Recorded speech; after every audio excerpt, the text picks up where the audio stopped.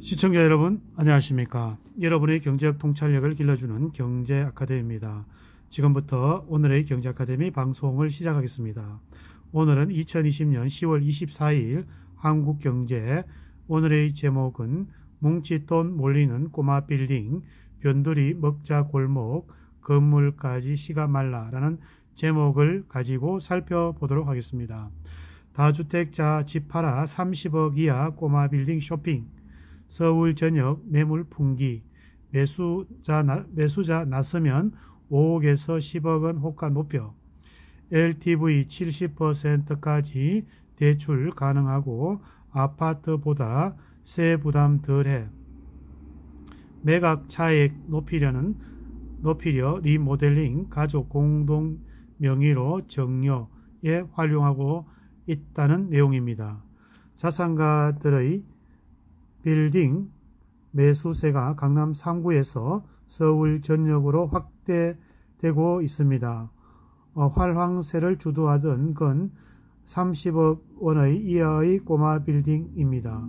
올 들어 9월까지 서울에서 거래되는 500억 이하 빌딩 1639건 중에서 611건이 30억 이하였습니다.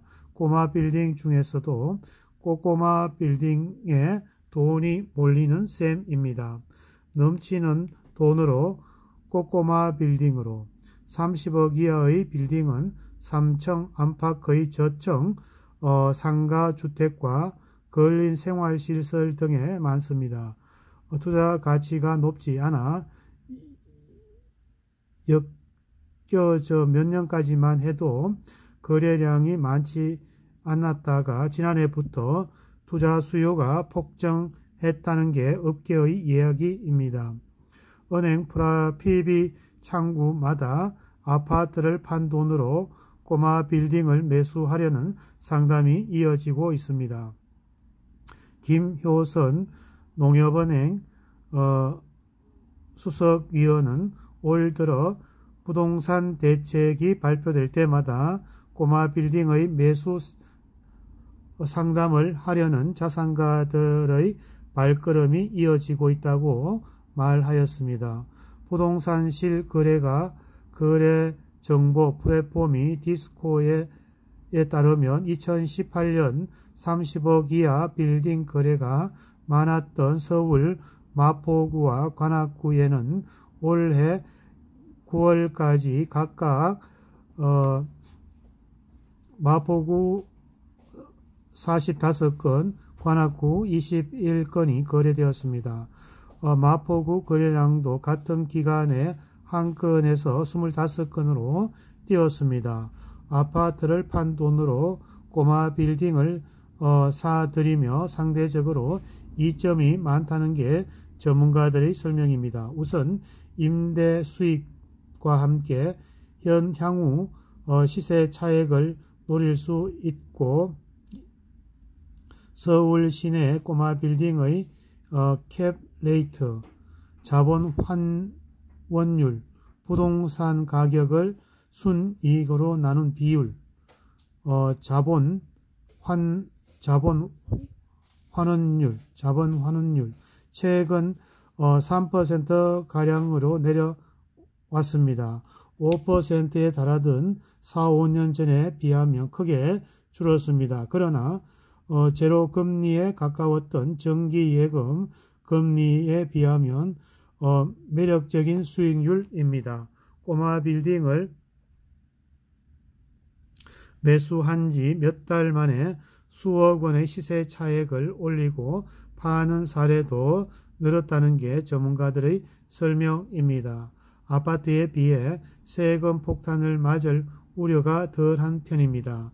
상업용 건물 매수를 위해 대출을 받을 때 임대업자 이자 상환 비율 규제를 적용받습니다. 임대소득이 비이자 비용의 1.5배를 넘어야 합니다. 아파트는 9억 원 이상인 경우에 인정담보 비율 LTV가 20%까지만 대출을 받을 수 있고 15억 원이 넘으면 전액 현금으로 매수해야 합니다. 하지만 꼬마 빌딩은 은행에 가서 담보 가치의 70%까지 대출을 받을 수 있습니다. 법인 명의로 매입하고 장기 보유할 경우에는 양도세도 줄일 수 있습니다. 정여 수단으로 각광을 받고 있습니다. 주택에 비해 공시가격 반영률이 낮기 때문입니다. 가족 공동 명의로 전환하거나 리모델링을 전에 정여해 매매 차익에 대한 세금을 줄이는 식입니다. 국세청은 올 초 상속 정여된 소형 빌딩 중의 시가와 기준 시가의 차이가 큰 건에 대해서 감정평가를 강화하는 계획을 마련하였습니다. 그러나 모든 꼬마 빌딩을 살펴보기에는 역부족이라는 시각도 있습니다. 이렇다 보니 자산가들의 전통적인 투자 공식이 깨졌습니다. 통상 PB들은 자산가에게 추천했던 투자 황금 비율은 부동산, 안전자산, 위험자산 비중이 6대 3대 1 또는 5대 4대 1 배분하는 것이었습니다. 그러나 최근 들어 안전자산 비중을 30에서 40%보다 낮은 수준으로 내리는 자산가들이 늘고 있습니다. 정기예금 채권 금리가 연 1%에서 2%까지 내리면서 매력이 줄었기 때문입니다. 묻어뒀던 안전자산을 현금화하여 꼬마 빌딩을 사들이는 자산가들이 생겼다는 게 PB 업계의 설명입니다. 최용석 신한은행 팀장은 코로나로 채권이 더 이상 안전자산이 아니게 되었습니다. 주식으로 돈을 돌리는 것도 리스크상 한계가 있기 때문에 대체 투자처를 찾는 것이라고 설명하였습니다. 돈 되는 꼬마 빌딩 부르는 게 값. 자산가들이 몰리면서 꼬마 빌딩 시장은 매도자 우위로 변한 지 오래입니다. 주요 임차인인 병원, 커피 프랜차이즈 등으로 채운 건물은 부르는 게 값이라는 말이 나오고 있습니다.